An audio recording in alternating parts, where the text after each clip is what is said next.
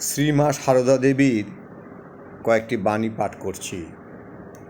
আমি সত্যিকারের মা, গুরুপত্নী নয়, পাতানো মা নয়, কথার কথা মা নয়, সত্য জননী।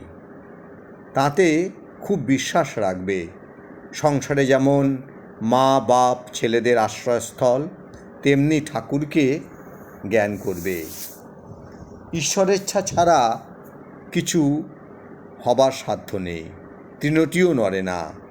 যখন জীবের সুসময় আসে তখন ধ্যান চিন্তা আসে, কুসময়ে কুপ্রবৃত্তি কুযোগাযোগ হয়।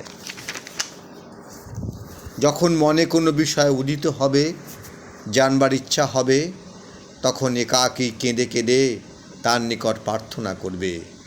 তিনি সমস্ত মনের ময়লা ও কষ্ট দূর করে দেবেন আর বুঝিয়ে দেবেন।